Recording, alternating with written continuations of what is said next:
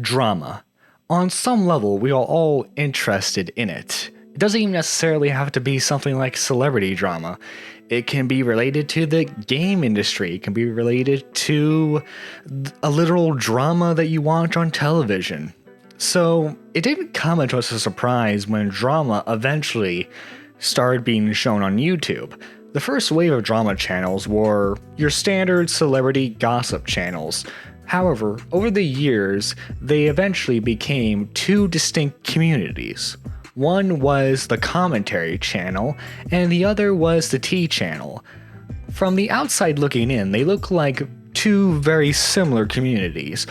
Both talk about drama, a lot of them get into controversy, but if you take a closer examination, you couldn't be further from the truth. Hello, I'm Nerdy John. Let's get into today's discussion. Now, while it's true that both commentary channels and tea channels discuss drama, they go about it in a very different way. For example, commentary channels tend to apply more logical thinking to a video, and they're often more detached to the situation, while tea channels are a bit more gossipy, and they often rely on emotion when it comes to delivering the information in the video. Of course, that's not to say that one can't do the other. For example, there's a reason why there's a subgenre of commentary called topic commentary. It's usually because it's very gossipy, very one-day drama sort of stuff, kind of like what Dream and the Vegan Teacher used to get into. But then there's also tea channels like Repzilla who do, in fact, research their topics and present you evidence. The problem is how he presents the evidence, and that's the main discussion for the video today. Because you see, what a commentary channel often does is they present you the topic of the video, the evidence for it, and then they often give you their own personal biases, and then they leave it up to the viewer to add their own conclusion or even discuss the topic. Creators like Craig Beckett always end their video with asking what the viewer thinks of the whole situation. Whereas tea channels oftentimes 100% want you to back them without a shadow of a doubt. Otherwise, you are either a racist, a homophobic, a sexist, or a rape apologist if the topic is spicy enough. Because you see, the tea channel does not want discussion, they want obedience. A prime example of this was the Bianca Devins Gabby Hanna drama, which should not have been drama in the first place. I am beating a dead horse with this, but you know what? For those of you who don't know the situation, Bianca Devins was a girl who had some internet presence. I'd never heard of her before the Gabby Hanna situation, but someone that she knew butchered her and then sent the pictures everywhere online. A truly horrific event. Now, I'm sure you're wondering how that relates to Gabby Hanna in any way, shape, and form. Well, about a year ago, Gabby did a video basically making herself look like an e-girl or a goth girl. And she clicked on this article, and it was basically explaining what an e-girl is. However, they used a picture of Bianca Devins to show as an example of an e-girl. Gabby then said, "Oh, that's a very nice shirt you're wearing."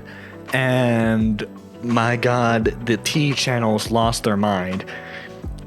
Channels like Repzilla even as far went to say that it was disrespectful for complimenting what they were wearing, how they looked. Apparently that's disrespectful. My god, I would hate to see what he thinks an actual insult would be. However, that's not the cherry on top. For you see, the mother of Bianca Devins later made a statement saying that Gabby Hanna did nothing wrong and did not disrespect her daughter in any way, shape, or form.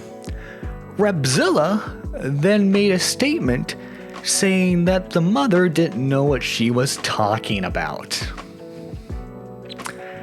I said that very calmly. However, you can ask my friend, I am Benji. I literally screamed at him in the call because he had the audacity to say that. But, get this.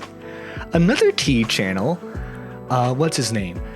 Nick Snyder, later said that the mother was a paid actress and wouldn't know her daughter's modern lingo because she was too old. Okay, problems with that, Nick darling? One, Tommy C, older than the mom, knows modern lingo. The mom may not know the full understanding of modern lingo, but the fact that she would have a daughter who would say those things, I'm sure she would be somewhat familiar with the words. How dare you? How dare you even suggest that? Honestly, you are a scum person. I'm a scum of the earth. Scum of the earth for even suggesting that. Shame on you. And all you guys are like, oh my god, the pits horrified me. You didn't even know this girl. None of you knew this girl. But the person who did, the person who knew her for the longest time, said that Gabby didn't do anything wrong. And you guys couldn't handle that because you guys were the ones using Bianca's name for profit, not Gabby. Let's get that out of the way right now. Now, as you can see, that was pretty clear evidence of the T channels manipulating information. However, commentary isn't safe from this either. The infamous Slazo situation proved that, well, they're often more biased than they would have you think. Pretty much everyone got behind I Am Alex and all the accusations he was spewing until some very interesting videos came out, mostly from Kavos, about how, you know, if you actually looked at it for more than 5 minutes, Slazo actually kind of looks innocent. Of course, Alex has been ousted from the community long ago, but then you also have channels like Just Destiny, and I know he's well respected nowadays, but early on, Leafy was kind of a scumbag with the information he presented too. Commentary isn't exactly clean from this. However, we often see the channels that do this, they either get ousted or lambasted from the community, while T channels often prop those who do such things. Dustin Daly and Nick Snyder and Rebzilla are still pillars of the T channel community along with Petty Page. These people fascinate me and disgust me all at the same time because they will get into petty internet disputes and then they'll say the most outlandish stuff, and then when you call them out on saying these outlandish things, they'll just say, oh well, I'm not a professional and I was just speculating. Like, come on, it's like, that is just so weak. So weak. And like I said before, they'll call their detractors racist, homophobes, rape apologists because Nicholas Diorio had the gall to question Emily Artful's video on what's her face, Creepshow Art. He had the gall to like speculate a little bit, and then somehow he's a rape apologist. Like, how does that work? Like, these people are so defensive, and you'll often see that they are the ones in support of cancel culture, of SJWs, of like pointless representation mumbo jumbo. But yeah, I would definitely say the commentary community is much better than the T community, because I think what I've talked about in the video is evident enough. Now, don't get me wrong, there are plenty of trash commentary channels out there. But I think the bad outweighs the good in this. The good outweighs the bad, because I have not seen a good example of a T channel yet. Before we end the video, I want to talk about another thing. So, Ojina Kuni is a YouTuber on the platform. She mostly does like fashion stuff. She has an eating disorder which prevents her from eating a lot. So she's oftentimes literal skin and bones, and my heart goes out to her. But the T channels want her off the platform so bad. And it's funny because the person who originally was going after Regina was a guy by the name of Onision, another target of the T channel community.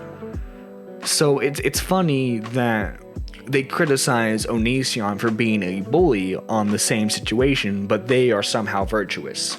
There was a literal petition to get Eugenia off the platform because she was a danger to herself and children, apparently. But Nikocado Avocado is apparently perfectly fine. Apparently, Boogie is perfectly fine on the platform.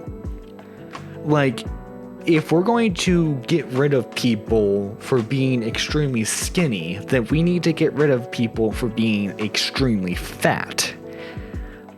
That's the only logical response. But these T channels were like, no, you see Nick's fine. Eugenia's not. Like, come on. Oh, and I brought him up earlier, but I want to talk about the Onision situation, because the FBI and the police have found him not guilty of the crime. By that, I mean their investigation proved inconclusive. Mind you, it wasn't just the local police in his area that investigated this. It was the FBI. You know, the people who oftentimes take down terrorists and drug cartels, you know, so they know how to run an investigation. Then you have Repzilla claiming that they dropped the ball on this one, and that apparently he has evidence that would bring Onision to court. First off, if you do, why didn't you share that? Why didn't you share that, Rep? Because you're technically withholding evidence then. Because, you know, that's sort of a crime too. Secondly, and this is a problem that I've seen in the commentary community as well.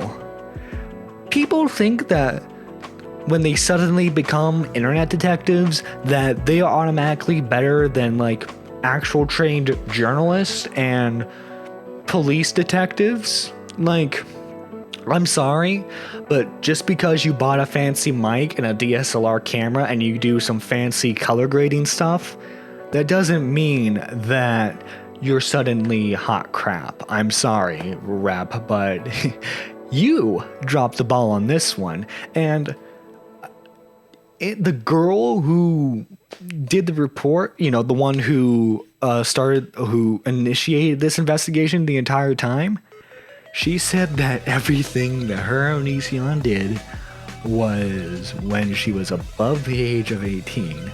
But yet you guys are trying to say that Onision is a pedophile? Now, I'll grant you this, Onision is definitely a creep, but a pedophile is a bit of a stretch, I'm sorry. And then also, you guys were trying to claim that he was her legal guardian, when in the police report itself, they proved that no, he wasn't. And you read that part, Repzilla, but you basically skimmed over it. You, my friend, are dropping the ball on this one because it doesn't paint the narrative that you want. Anyway, guys, that's all I have to say for this video. I'm looking at my soundbar now. I don't know how long this video is going to be, but I mean, you'll find out soon enough.